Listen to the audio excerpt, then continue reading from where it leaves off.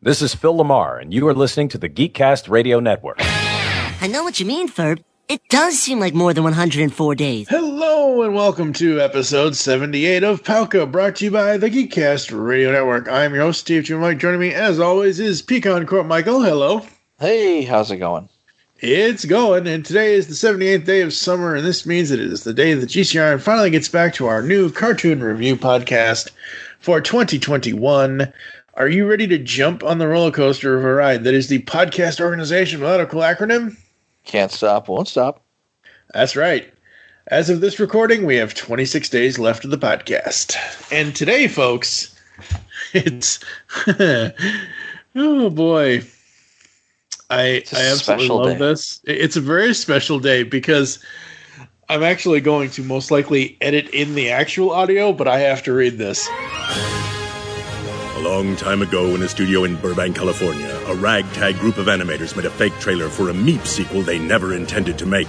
Unfortunately, everyone wanted to see that episode, so the animators were forced to write it and incorporate all these seemingly unrelated scenes. Aren't you a little young to save the universe? Yes, I am. I want your hat on my desk. Balloony! Call it. What? Jeremy's going to be there? Meep! I guess the joke was on them. We now present Meapless in Seattle.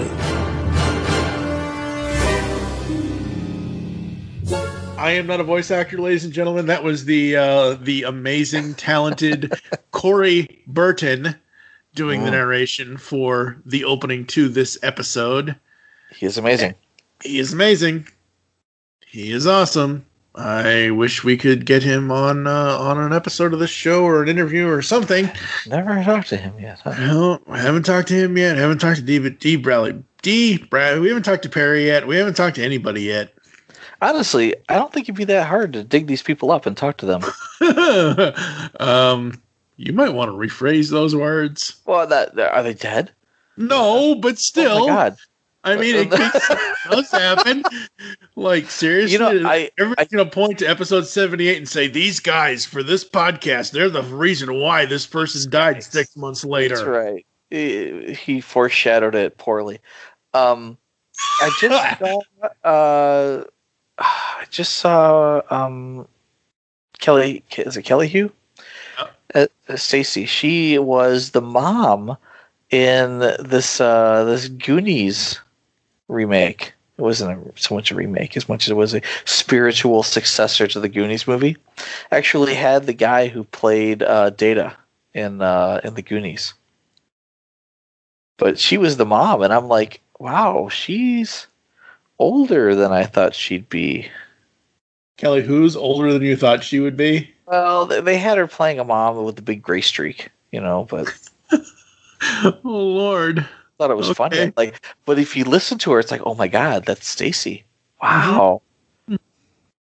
Yeah, it just seems like I don't know. It wouldn't be that hard to set up an interview.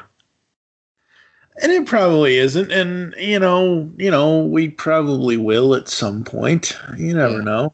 I mean, like that. I want to say the kid. He's probably like 30 now, but like the kid that plays Phineas, it's like Vincent Martella. Yeah, what's he doing? He's got 45 minutes to sit down and chat with us. There you go. Kelly Hu, born Kelly Ann Hu. She was on her first. Birth date is February 13th, 1968. She is 53 years old. She's 2 years older than Peter Dinklage. Wow, well, she's got a couple of years on me. Holy cow! Hey, she looks damn good for 53. Yeah, good. Well, I we had this conversation. I want to say with Proto Man about about Asian women and how they're like gorgeous until they're little old ladies, and the transformation happens overnight. It's like you wake up and you're like, ah.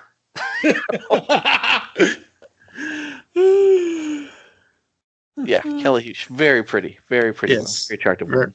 Very amazing. Yes. All right.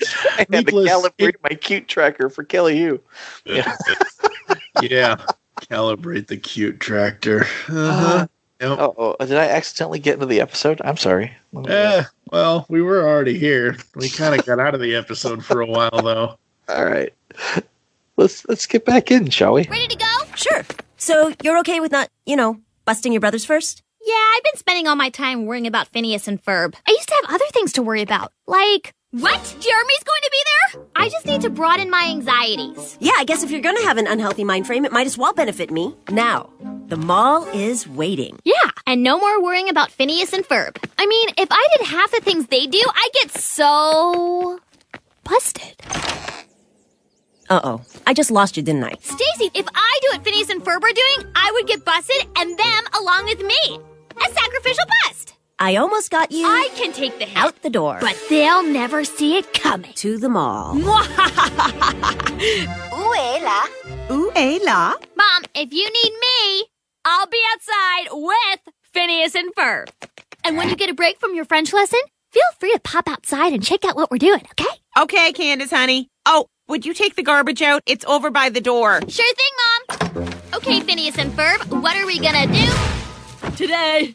Oh, sorry, Candace. That's creepy. Don't say that. What? Get back in? Pull out, get in. Don't do that. Yeah. So, okay. So, again, folks, originally this podcast was supposed to be 104 days all in a row, or sort of in a row. At least we were going to try to pre-record enough in 2016 and then release it in 2017 for the 10th anniversary of Phineas and Ferb. Obviously, that didn't happen. Now, since then, I am currently living in Vancouver, Washington State, which is 3.5, almost 4 hours south of Seattle, Washington. And now that I've been living in this state for almost a full year, almost a year and a half, I can safely say it doesn't just turn cloudy and rain as soon as you walk into the state. Nice work, Ferb. The Q Tracker 2.0 is up and running. So, where are we headed? It says that the Qtonium is somewhere in Seattle. How will we know when we get to Seattle? We're here. Yeah, it does. No, it doesn't. It doesn't You go over from the state right. line, Nope. and it's all rain and grunge Nope. music and abandoned coffee houses. You know what's funny? Because here's the thing. We're in Vancouver, Washington, which somehow Portland, Oregon, downtown Portland, Oregon has claimed as a suburb of itself, or as a town adjacent to itself, kind of thing. And it is quite literally, like, I can look out my apartment window and see over the bridge into Portland, kind of thing, or at least I can on a clear day. Okay. But it's one of those things where it's like, where the hell was I going with this? Where you can go from Portland into Vancouver and it's still cloudy because it rains in Oregon too, Anyway. Okay, sure. Yeah. I can honestly say the closest I've gotten to the Northwest United States is the Shed Aquarium in Chicago. They have part of their aquarium set up like the Northwest regions, so you can become acquainted with the type of animals there. It doesn't rain. There's no grunge music. That's how I know it's fake. Well, now that we're living out here, you guys will have to take a trip. That would be cool. Yeah. No, I would love to go out that way. Oh, boy. This episode has... I honestly think the trailer was better than the episode. I'm not saying it's a bad episode. No. Okay, so the trailer has all these shock moments in it because that's what trailers are supposed to do. They're supposed to get you into seeing what it's supposed to be about eventually. It's supposed to get you excited for what the product is. And how they intertwined and incorporated all of what was in the trailer into the actual episode. Yeah. Some of it I don't think landed well with me. Like, I want your hat on so we can, infuse it with this rain technology to prevent it from getting wet. And I'm like, wait, what? Huh? Seriously? Really? I thought he was really asking for his resignation, but no. Exactly. Like, that's what I'm saying. It's kind of a letdown. Like, the trailer is the best part of the episode. And I remember badge on my table. Exactly. Getting too old for this. Yes. And that's the same thing as I think I mentioned a while ago. We have many voices of Meep now. It's not just Lorenzo Lamas anymore. It's Meep. We have Lorenzo Lamas as Meep. We have the redneck himself, Jeff Foxworthy, as Southern Meep. Southern Meep, yeah. Yeah. Southern fried Meep. Mm-hmm. And what's funny is they don't... and we have Jeff Swampy Marsh, basically Major Monogram, as British Meep. It's British Monogram. It's a British Major Monogram mustache is what it is. Yes, it's very full. It's very bushy.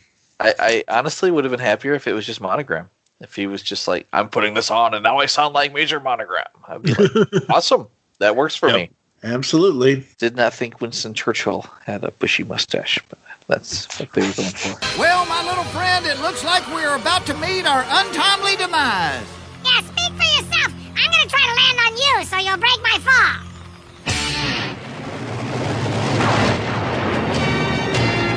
By the power of Grayskull, I command the jaw bridge. Open!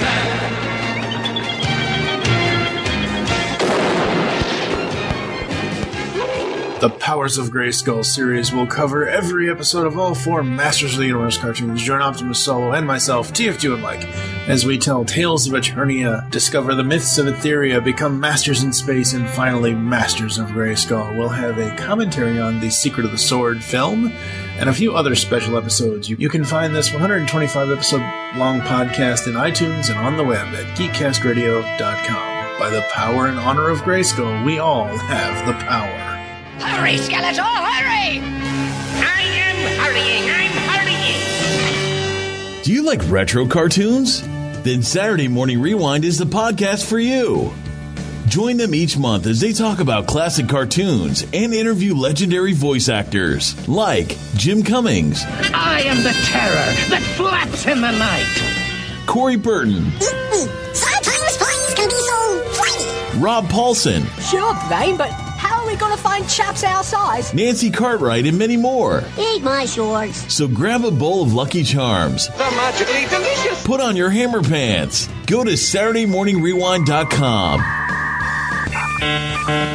And be prepared to feel like a kid again. Once again, that's SaturdayMorningRewind.com.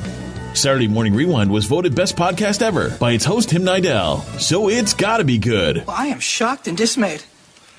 Well, now you can't be both. You be shocked, I'll be dismayed. Coming in 2016, Steve Megatron and myself, TFG1Mike, bring you a brand new TV review show. Welcome to Podcaster Meets World. That's right. We're launching a Boy and Girl Meets World review podcast here on the GCRN. It'll take us 70 episodes of the podcast to review all 158 episodes of Boy Meets World. After that, we will tackle Girl Meets World. You can find Podcaster Meets World on GeekCastRadio.com and iTunes starting late summer, early fall 2016. So come on and walk through the world with us. I love the thing they call Kid? Yes. Shut up. Beyond the Night is the GCRN's latest review podcast. We are covering everything in the Knight Rider television universe, from the classic 80s TV series to the 1991 reunion film, Team Knight Rider, and the 2008 relaunched series as well. So join TFG1Mike and Dion the Music Man as they go in-depth and Beyond the Night only on GeekCast Radio Network. You can find Beyond the Night in iTunes and on www.geekcastradio.com. Kid? Yes, Michael. Just keep driving. My word, we've been falling for a long time. Oh, a joke about the commercial break. Yeah, that's how I want to spend my last few seconds. Oh, look, his mustache fell off, and I didn't think today could get any weirder. Pierre and Perry. Nice try, but the mustache thing was still weirder. Okay, where the hell were we? Meapless in Seattle. Something about Meep. Yes. All right. Meep still has the hot rod spaceship. Yes, he does. It's come back, which is kind of cool. Very cool. Kind of reminds me of the Lost Light. I was thinking of the Rod Pod. No. It does not remind me of the Rod Pod. Trust me, I'm actually looking at the Rod Pod right now. No, nice. It does not. No. It's more of a sphere. Yes. Yeah. Yeah. The Rod Pod is just Rodimus's giant head. This ship is more like the Lost Light. It's a hot rod. Yeah, it's a hot rod. It's a hot rod. It's designed to go fast. It's a very prime hot rod. Lord, laughing at my jokes over here. French translation? Yes. They cannot get away from the French here, which is kind of cool. Do you know who does the French translation? I did. I looked it up earlier and I forgot. Who was it? Winnie friggin' Cooper. Oh, yeah. She doesn't speak French. I don't know. I just didn't think it sounded as Frenchy as it could have been. Well, I mean, you don't have, Josette and Colette, but, Yeah. Who was not Josette, not Colette, but Brigitte. Brigitte was French, though. Yes, she was. And she sounded French, and it was like, oh, wow, they really went all out here, Yes, they did. Yes, they did. Absolute cuteness corrupts, absolutely. Yes, it does. I've been on the lookout for the Cutonium. It's hard to obtain. I'm surprised they didn't call it unobtainium. I almost wish they'd just call it kryptonite. Well, then it would have to have been from Krypton. Maybe this was from Cuton. So you say she doesn't sound as French, huh? I don't know, man. Did you look it up with 2 minutes whether or not Winnie Cooper can speak French? Well, right. It is her as Josette and Colette in the cool. French Fireside Girls. Brigitte was Angélie. I'm gonna screw that up. That's cool. Yeah. But anyway. Oh, so she was Josette and Colette. Well, maybe I was too hasty. Maybe you were. I might have been sadly corrected. Outside of the GoDaddy ads, I just don't give a crap. GoDaddy ads. When I think GoDaddy, I think who's the name of that race car driver? Jeff Gordon. No, the girl, Danica Patrick. Yeah. Yep, her. That's what I think of when I think GoDaddy. They're all named Danica at some point, so who knows? Anyway, none of them are named Danica. I have no idea what you're talking about.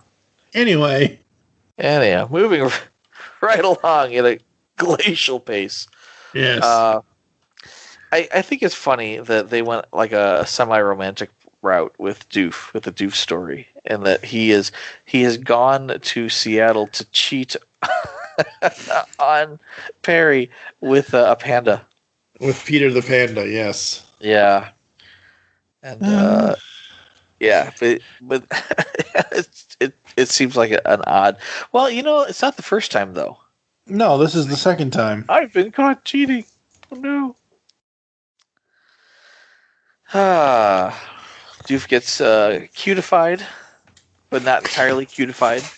Because he does have some evil in him, apparently. He's not super cute. He's not Isabella cute. Well, this stuff was funny. He's like, how homely were you before? Yeah. Really homely. Yeah. I mean, it's not like he was hit by the Handsomeinator again. Yeah. If he had started with the Handsomeinator, he would have transcended cuteness. Absolutely he would have, yes. Baby Doof sounds like Povenmire on helium. It's annoying. I really don't like it. I'm like, make it stop. Change him back. I can't do it anymore. I almost expected it to be like a different voice actor. Like Baby Doof voiced by someone with an annoyingly high voice. No, I didn't. I expected Povenmire to rise to the occasion and give us the best Baby Doof he could. Well, he had to rise because he was full of helium. Right, exactly. Dough. It's all that pizza dough. Dough. Spacinator. Pizza dough. Pizza. Meeps prepare for war in the cutest way possible. Mm-hmm. It's funny though, 'cause I want to say that's like the first time I saw the castle under the giant cloud, and I'm like, well, this is funny. It's like the entire planet's adorable except for this evil fortress. Yeah, because they even mentioned we have to stop them at the evil fortress, and I'm like, really, seriously, you have an entire planet of cuteness, and then this one area that's just the evil fortress. It didn't tip you off that maybe perhaps that was where the bad guy was going to be. Maybe we should have built a giant wall around the stationary mushroom cloud. Yes, storm cloud, not a mushroom cloud. It's better than trying to build it between two countries. Don't. Because that always works. Right. Hey, boss, it's the plane. The plane that goes over the wall. It's the wall that hit the plane. No, the plane goes over the wall. That's how planes work. They're in the sky. Well, the boats go around the wall because that's how the ocean works. Like, you that's go how all the way. You gotta go. Get here. You gotta go all the way down to the Cape of Africa to whatever. I don't know. There's a song there. South America, whatever. I don't know. Oh boy, Meapless in Seattle. Yeah, we're having trouble keeping on task. How late is it? I don't know, man. It's late. I'm high on glue fumes, so I have an excuse.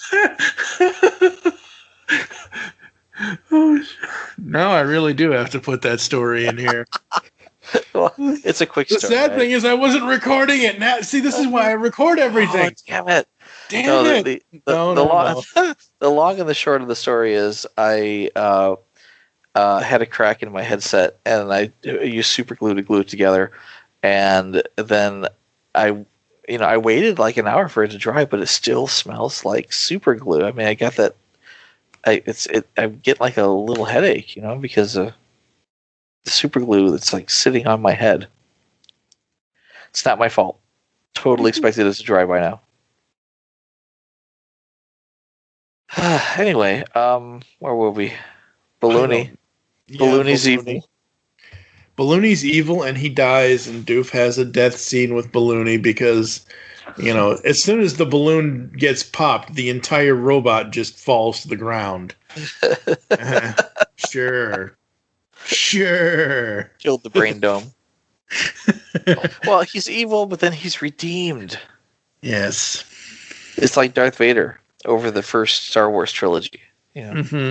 Only without all the good stuff in between. This happens in like 2 minutes, so there's like no character arc. The rise and the fall of Balloony. That's just crazy. Well, if they wanted to like spin it off in another episode, we can just see Balloony for more. And you know what? I know the show is over. I know that we had Candace against the universe and whatever, but seriously, they can't come back and give us one more episode to... Because... Honestly, seriously, when we were preparing for this, I actually tweeted at the Phineas and Ferb wiki because I was looking at the Meapless in Seattle article, and they're like, yes, this is the second of the Meep trilogy. And I'm like, Meep trilogy? There is no Meep trilogy. Oh, and I actually tweeted that to them. And they're like, yes, but you're forgetting about Meapless in Meep Me in St. Louis. And I'm like, oh, right. They were going to do that, but they never did. That never happened, yeah. I think Meep has had enough. I mean, honestly, he's been in other episodes. Yeah. He's been around, man. He's seen things. That's true. Isabella's cuteness goes to her core. That's right. Hardcore. Isabella. Hey, wait a minute. Isabella, you've had a secret Q weapon all this time. You! Me? Don't you see you can take him? He's only cute on the outside, but your cuteness goes right to your core. So what you're saying is, you think I'm cute? It's a scientific fact. I had to put an 8,000 ohm resistor on the Q tracker just to keep you from burning it out.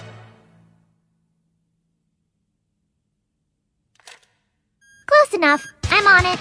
You can do it, Isabella. Just be yourself.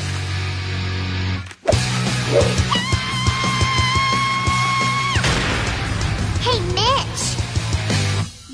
What you do?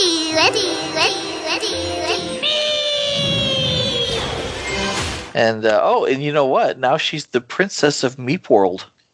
Yes, she is. She's the cutest thing on the planet, and they, I think, by their own governmental code, she has to be the ruler now. Mm-hmm. She's a Disney princess. Yeah.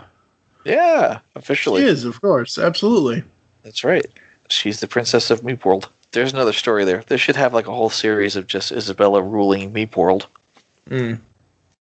What are you reading? What are you doing? I'm listening, but I'm more focused on the trilogy at this point. Yes, Isabella is a Disney princess now, right? Yeah, she's adorable. Stop it. So, background information: The Chronicles of Meep. It was said that the episode "More Than Meets the Eye," as it was called, was episode 38. However, the credits state "Meapless in Seattle" is episode 40. This is justified since the second half of the episode was originally planned to be called episode 39. We meep the enemy. It, however, never explained why Meep Me in St. Louis was episode 42. Well, wouldn't it explain that? Because episode 40 and 41, since this is a two-parter technically, wouldn't Meapless in Seattle be the 41 and 42, so 40 and 41, so then Meep Me in St. Louis would be 42. Wow. You can just piss off with that QAnon conspiracy shit right now. Oh, stop it. Anyway. No, I think you're right. I think that they expected part 1 and part 2 to be the first two parts or of the first episode, and then Meapless, even though it's two parts, was supposed to be 41 and 42. Yeah. Yeah. 40 and 41. Yeah. Well, yeah. So they say it's the final installment of the trilogy. So.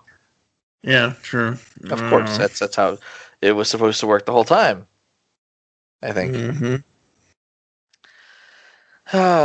Perry revives Balloony, and there's a montage of some sort. Yep. Doof catches agents having dinner and just very upset, despite the fact that he's just hanging out with Balloony at this point. I love when they have to save him after that amazingly long cliffhanger, which isn't very long anymore since it's on Disney Plus now.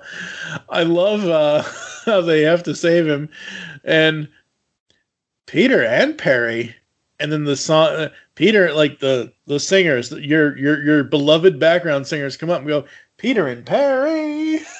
I love that. I thought that was hilarious. It ended well. And honestly, I didn't miss the Susie stuff. Honestly, I completely forgot about the Susie stuff. No, they showed the end trailer at the beginning of Meapless in Seattle, right? And they said, this is the stuff that we made, right? And this is the stuff that we eventually have to put back into this episode.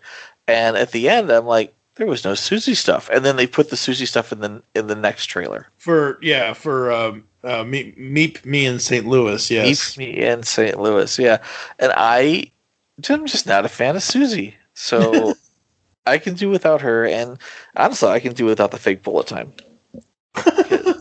That stuff is over and done. It's been literally, 20 years? 25 years of since bullet time, and it's just so overdone. Matrix was 99, so it's been 22 years. Oof, yeah. So overdone. Man, bullet time's awesome. What's wrong with you?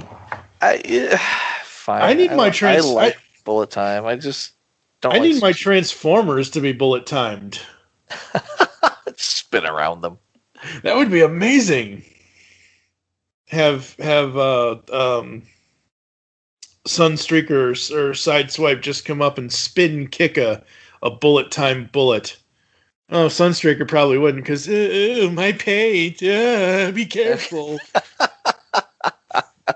Sunstreaker is the most diva Autobot ever. Yeah, he's a little vain. Maybe not him, but his brother. Maybe his brother would do it. Yeah.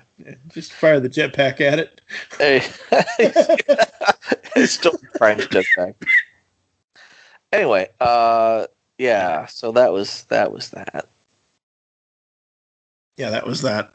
And honestly, like, there's no Vanessa here. Oh, we can't give it a 5 if there's no Vanessa.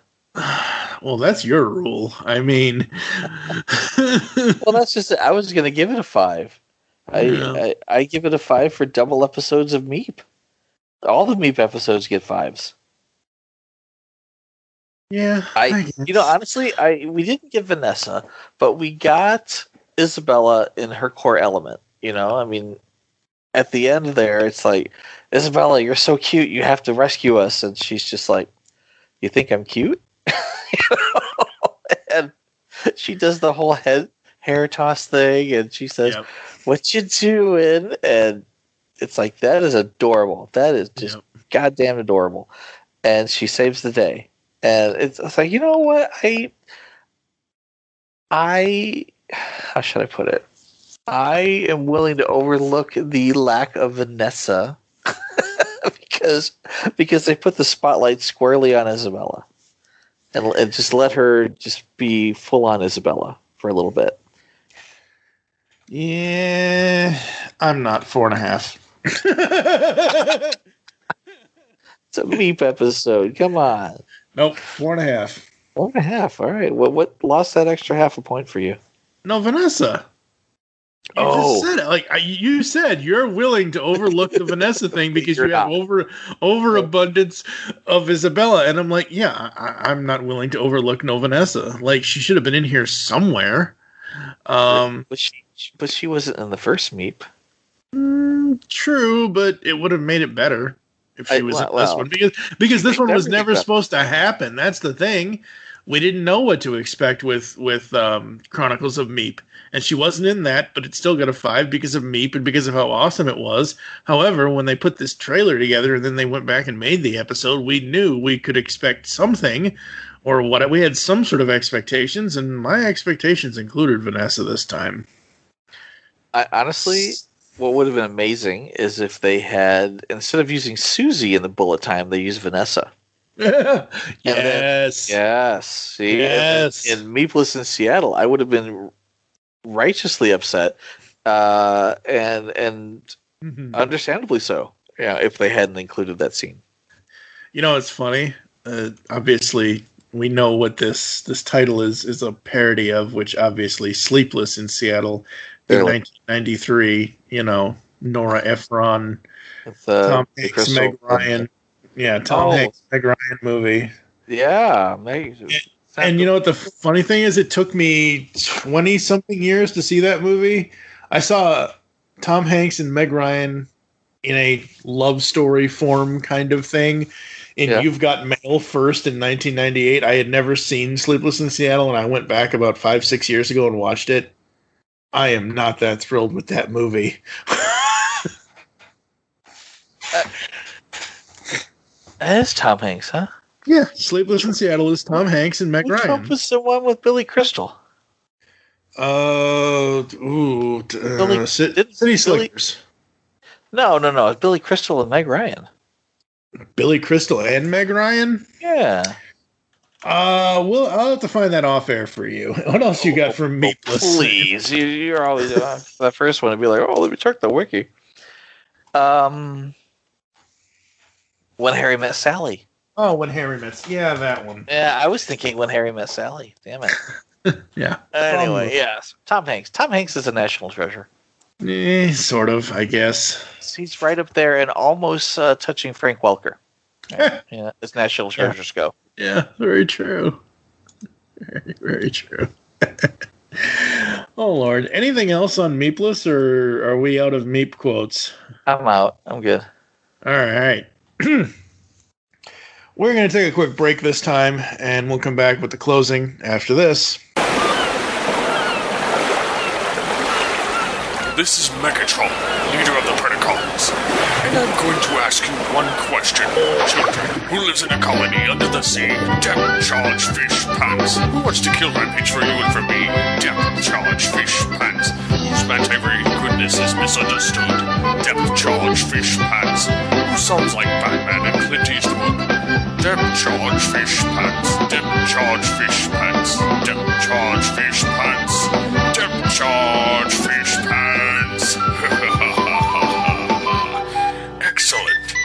Yes. I, Starscream, have taken over Transformers Prime Time. Call me Lord. No, Starscream, we will not call you Lord, but we will announce that the GCRN is bringing everyone Transformers Prime Time. That's right, before we get into the TFG1 redone, we enter the Prime Universe. Join your hosts, TFG1Mike, Steve Megatron, Optimus Solo, and PecanCtMichael as they cover all 65 episodes of Transformers Prime, the comics, the toys, and more. We will also have a commentary on Predacons Rising, interviews with writers, voice actors, and more. All in the latest Transformers review podcast from the GeekCast Radio Network. You can find TF Primetime on iTunes and www.geekcastradio.com. And remember, one shall stand and one shall fall. All right, we are back. You got anything? No. Just told you I didn't. Thank you for joining us here on POWCA. There are some ways to get in contact with us to leave feedback for the show. Visit the website, geekcastradio.com, where you can comment on this and all of our other episode posts. Send us any email to feedback@geekcastradio.com. Just put POWCA episode 78 or whatever episode number you want in there that you want to talk about. Here are all the ways you can listen to us nowadays. Apple and Google Podcasts, Spotify, and of course the home where our files exist, Spreaker. You can also use any other podcatching client you choose, except I prefer you use one of these. Leave the show's feedback in iTunes. If you're an iTunes user, please do this. Follow us on Twitter. I am at TFG1Mike. You can also follow at GeekCast Radio for all the other network updates. What is your Twitter? PecanCtMichael. Become a fan on Facebook. Go to facebook.com/Geekcast Radio Network. We hope you enjoyed this episode of POWCA and wish you'll join us next time when we will be giving you our thoughts on the next episodes of Phineas and Ferb from Season 3, which include the Mama Tractor, Cranius Maximus, the #1 tie for best episode besides Delivery of Destiny for Season 3. It's the infamous Sipping with the Enemy, and then Tri-State Treasure Boot of Secrets. So I'm really expecting Nicolas Cage as Ben Gates to pop up, because no one ever expects Ben Gates to pop up. Definitely need more, Ben Gates in this episode. That's right. For now, I am TFG1Mike with Michael Wilson. Thank you for listening. Until next time. Meep. See, I knew you'd have something for the end. Oh, I'm sorry. My translation mustache fell off. See, I knew you'd have something for the end. But wait, there's more. I don't know what the hell that is. Hold on. Leave the wiki alone. Whatever timestamp this is. What the hell is that? Who is it? I don't hear it. Who is it? Don't answer it. Andrew who? Jonathan who? No, got the wrong apartment. See ya.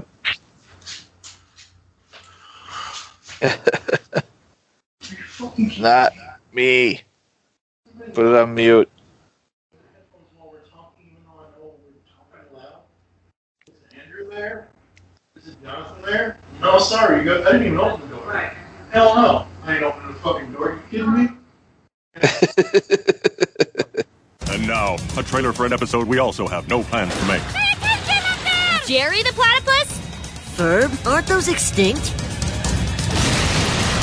As a matter of fact, I object to this union. Yes, I'm just a guy who's a sucker for the sounds of mass transit. The Chronicles of Meep, Episode 42. Meep! Meep Me in St. Louis. Hey, wasn't that Susie stuff supposed to be in this one? Say it again. Aren't you a little young to be a podcaster? No, I'm not. Aren't you a little old to be watching this cartoon show? Yes, I am. It's good to see the nation's senior citizens taking an interest in cartooning. Yes, it is. Yes, it is.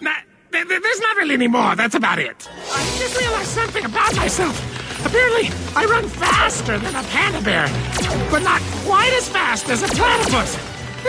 Who knew? You really do learn things about yourself in times of crisis. Wait, turn left up here. That door must be the way out.